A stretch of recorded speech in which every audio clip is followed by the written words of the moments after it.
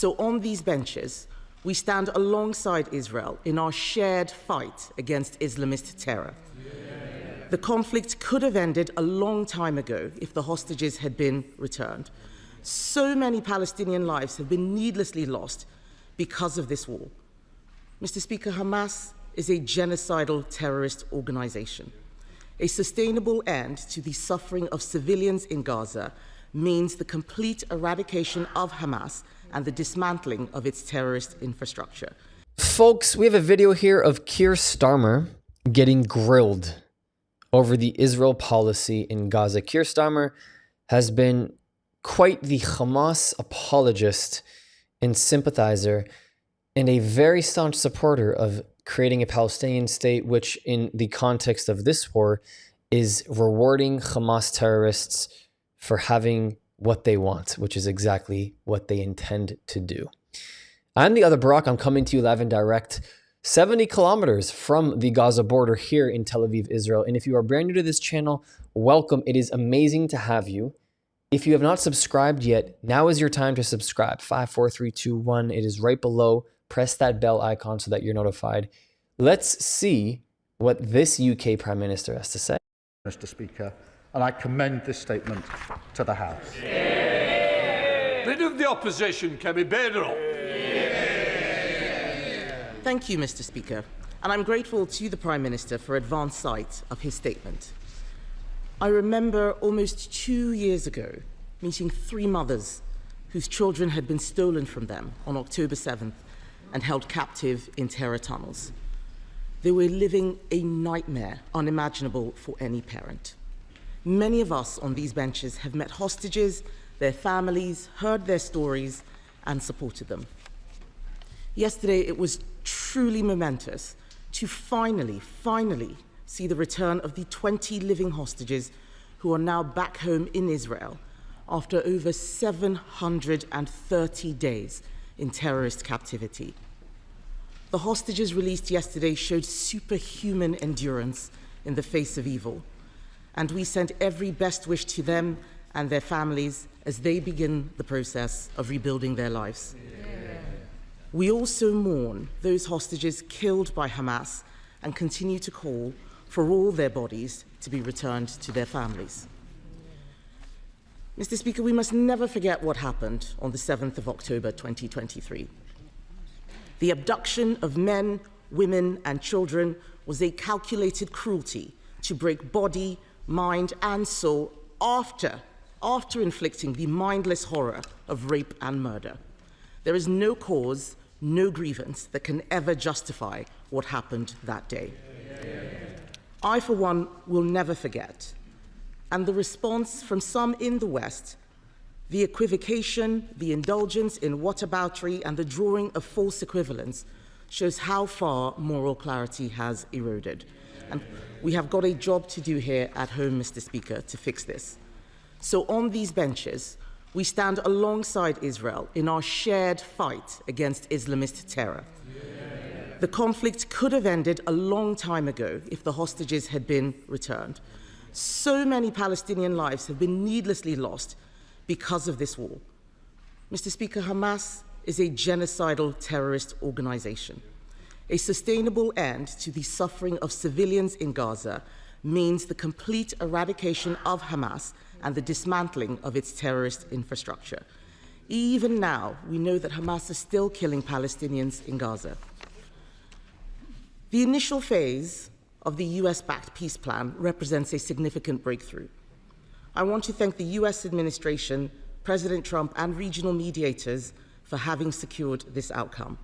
They put in the hard yards and found solutions, making clear that all progress would depend on the release of the hostages, a condition that some other governments forgot. Mr. Speaker, with this peace deal, there is much to be hopeful for in the Middle East. If the Abraham Accords are expanded, a new age of peace will have arrived. We will see diplomatic normalization of Israel with the Arab world, something many of us have longed to see. And it saddens me that the Prime Minister's statement does not appear to show that the UK was at the heart of any of these efforts specifically. It is quite clear that UK relations with Israel have been strained by the actions of this government. Their view, and they have stated publicly, is that it looks like under pressure from his own backbenchers, the Prime Minister has taken the wrong decisions, time and time again, diminishing our influence in the region.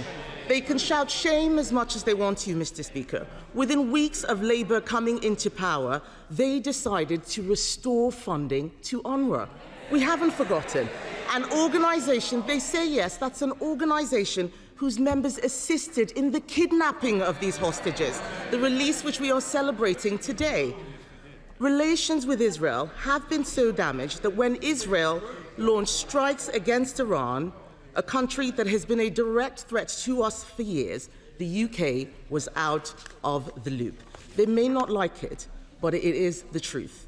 And then, in a move praised by Hamas, Labour decided to recognise a state of Palestine with no condition to release the hostages still held in the tunnels of Gaza, rewarding terrorism. They may chant it from a sedentary position. I will remind them of what the former British-Israeli hostage, Emily Damari, said. She called it a moral failure. I'm surprised to hear the Prime Minister say in his statement that it was a contribution to this peace deal. We all know that the US Secretary of State, Marco Rubio, condemned this recognition, saying it had made ceasefire negotiations harder. That is what the US said. The truth is, as historic events have unfolded in the Middle East, Britain has been out of step with the US. The US ambassador to Israel even called the government's claim that it played a key role in the ceasefire delusional, something Israeli foreign ministers agreed with. Mr. Speaker, I welcome the Prime Minister's promise to scale up protection for Jewish people in our country. Britain has always been a sanctuary for British Jews. But after the tragic murder of 2 British Jews outside a synagogue in Manchester, the government must now do everything it can to eradicate anti-Semitism.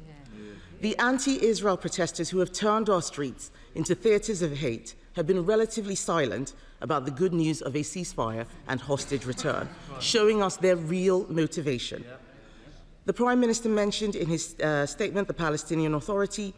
Can he tell us whether the government's preference for the Palestinian Authority to take the reins in Gaza, if they have committed to end the pay-for-slay policies that reward families of terrorists for killing Israelis? Will it deal with anti-Semitism in education, and are they demonstrating any democratic progress? Mr. Speaker, there are also domestic implications. We need to strengthen our borders. Hamas is still running Gaza. Those who would be allowed to leave can only do so with Hamas's approval. We should not be bringing anyone to Britain with links to extremism, anti-Semitism, or to Hamas and other terrorists. So can the Prime Minister confirm whether he intends to bring people from Gaza to study, for healthcare, or for other purposes? And what measures are in place to ensure we are not importing extremism, anti-Semitism, or anyone linked to Hamas and other terrorists? Mr. Speaker, Britain is a great country and still a powerful one. We still have agency to shape the world around us. The government must do better and show it has the backbone to use Britain's power to make a better world.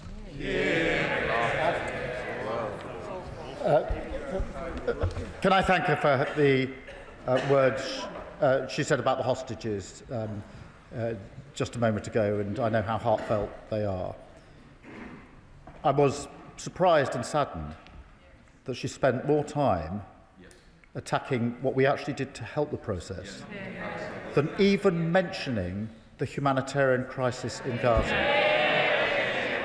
without setting out in terms the number of people that have been killed, that are starving, been subjected to denial of aid, when the immediate task for any serious government is to work with allies to get that aid in at speed. I would have expected at least an acknowledgement of that terrible situation.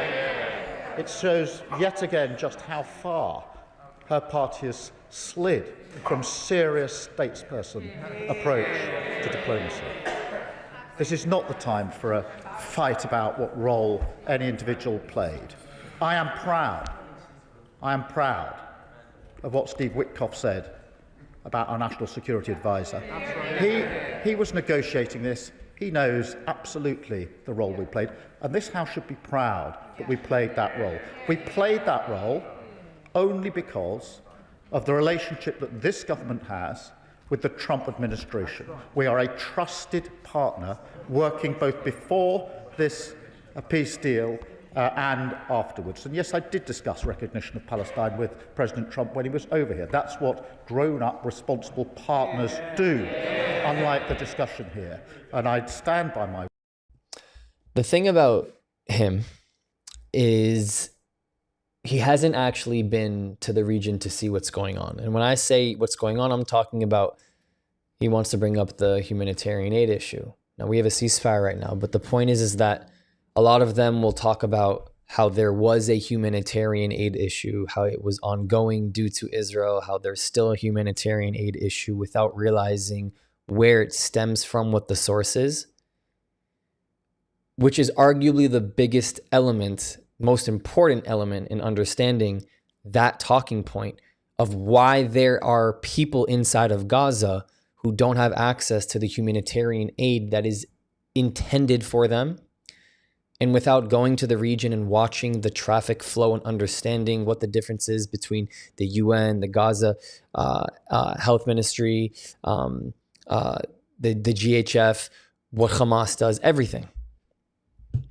If you don't know how that flow works, if you don't witness what's happening at the border, if you don't see the tons of food just sitting, soaking up vitamin D every single day, now that we're actually headed into fall here, it's going to be less sunlight. But the point is that he doesn't know that.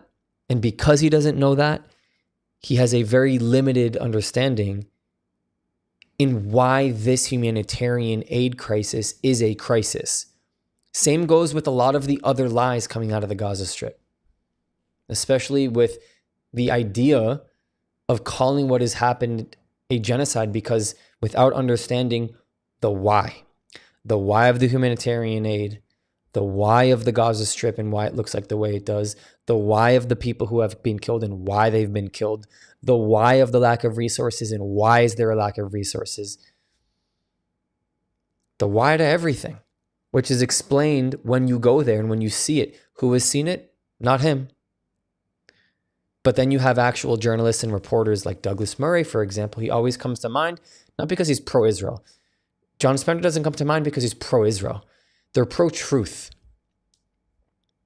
Do you realize that if John Spencer, if Douglas Murray, if they went to the Gaza Strip and I found that their findings said very different things about what I was told about what was going on, I'd look even deeper. I wouldn't look further away. I would look deeper. I would not look further away, because they report truth. They don't report Israel. They report truth. That is the stance that I take. That's the side that I stand on. And if you're here and you're subscribed, that's definitely what you signed up for. Not him. He has other fish to fry and other fucking political moves to make to convince people that he's doing well. For everybody, the greater good, the UK. Yet Tommy Robinson's here. Why don't you go ask Tommy what's going on in the UK? That's what I have to say. Thank you so much for all your support. See you guys next video. Here are 4 ways you can help us grow if you believe in our mission. On Buy Me a Coffee and PayPal, you can directly contribute to helping this message grow and reach more people across the world. If you want to join the inner circle, join our Patreon with different tiers, and of course, our Discord community, which is free with people from all across the world. The links to every single one are in the description. And last but not least, to the other Brock community, I love you. Ani ohev otchem. I'll see you guys next time.